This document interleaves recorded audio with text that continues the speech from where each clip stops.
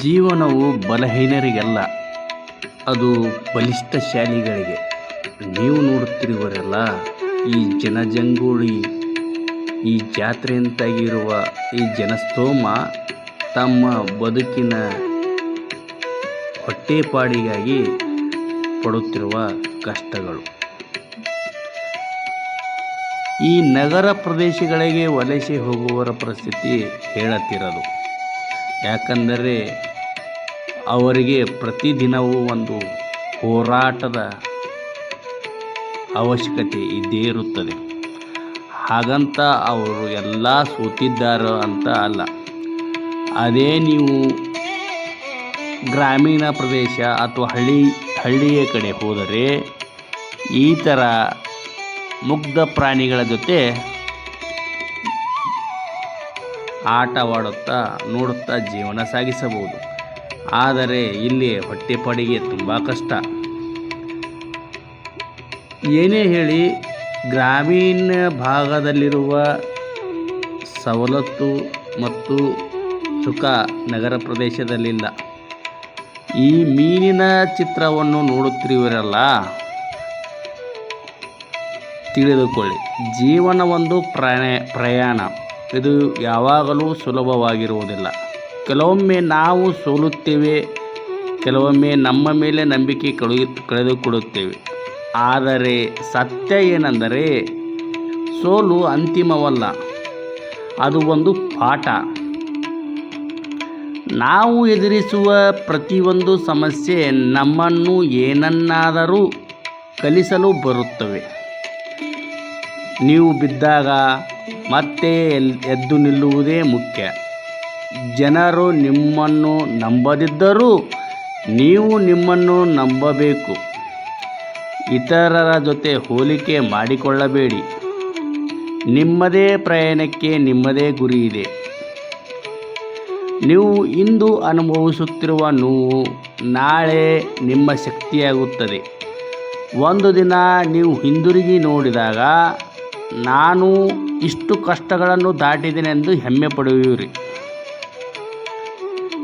ಎಲ್ಲ ಯಶಸ್ವಿ ವ್ಯಕ್ತಿಗಳ ಜೀವನ ನೋಡಿದರೆ ಅವರಿಗೆ ಕಷ್ಟಗಳು ಇದ್ದವು, ಆದರೆ ಅವರು ಕೈ ಬಿಡಲಿಲ್ಲ. ಅವರು ನಂಬಿದ್ದು ಒಂದೇ, ನಾನು ಮಾಡಬಹುದು ಎಂದು. ನಿಮಗೆ ಇಲ್ಲಿ ತೋರಿಸ್ತಿದ್ದೀನಲ್ಲ, ಇದು ಸರ್ವೈವಲ್ ಫಾರ್ ಫಿಟೆಸ್ಟ್ ಅಂತ. ಸರ್ವೈವಲ್ ಫಿಟೆಸ್ಟ್ ಅಂದರೆ ಉಳಿವಿಗಾಗಿ ಹೋರಾಟ. ಮರಿಗಳನ್ನು ಹೆತ್ತ ಒಂದು ಬೆಕ್ಕು ತನ್ನ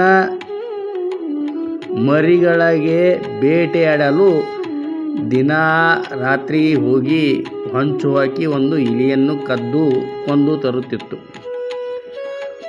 ಆ ಕೊಂದು ತಂದ ಮರಿಯನ್ನು ಅಂದರೆ ಇಲಿಯನ್ನು ತನ್ನ ಮರಿಗಳ ಕೈಗೆ ಅಂದರೆ ಬೆಕ್ಕುಗಳ ಕೈಗೆ ನೀಡುತ್ತಿತ್ತು. ಆವಾಗ ರಾತ್ರಿಯೆಲ್ಲ ಬೇಟೆಯಾಡುವುದನ್ನು ಕಲಿಯುತ್ತಿರುವ ಈ ಬೆಕ್ಕಿನ ಮರಿಗಳು ಮುಂದೆ ಬೇಟೆಯಾಡಲು ಬಲಿಷ್ಠವಾಗಿ ಬದುಕುತ್ತವೆ. ತಾಯಿಯ ಗುಣಧರ್ಮವೇ ಹಾಗೆ, ಜೀವನವೂ ಕೂಡ ಹಾಗೆ. ನಿಮಗೆ ಅವಕಾಶಗಳು ಕೆಲವೊಬ್ಬರು ಕೊಡುತ್ತಾರೆ, ಕೆಲವೊಬ್ಬರು ಕೊಡುವುದಿಲ್ಲ. ಕೊಟ್ಟಾಗ ಕಲಿಯಬೇಕು, ಕೊಡದೇ ಇದ್ದಾಗ ಏನು ನಾವೇ ಪಡೆದುಕೊಳ್ಳಬೇಕು. ನೀವು ಆವಾಗಲೇ ಆ ಬೇಟೆ ನೋಡಿದರಲ್ಲ, ಆ ಬೇಟೆ ಆಡುತ್ತಿರುವುದು ಇದೇ ಬೆಕ್ಕಿನ ಮರಿಗಳು.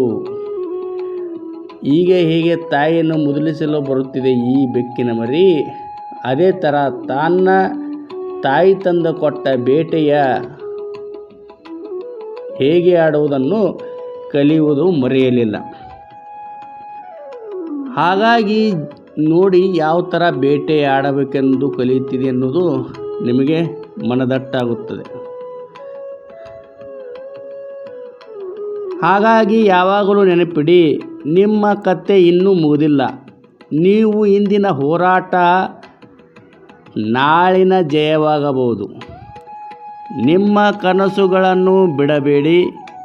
ಜೀವನ ಕಷ್ಟವಾಗಬಹುದು, ಆದರೆ ನೀವು ಅದಕ್ಕಿಂತ ಬಲಿಷ್ಠರಾಗಿದ್ದೀರಿ. ಯಾಕಂದರೆ ನೀವು ಮಾಡುತ್ತಿರುವುದು ಉಳಿವಿಗಾಗಿ ಹೋರಾಟ. ಈ ಉಳಿವಿಗಾಗಿ ಹೋರಾಟದಲ್ಲಿ ಸೋಲು ನಿಮ್ಮ ಅಂತ್ಯವಲ್ಲ, ನಿಮ್ಮ ಆರಂಭ ಎಂದು ತಿಳಿದುಕೊಳ್ಳಬೇಕು. ಒಬ್ಬಂಟಿಯಾಗಿ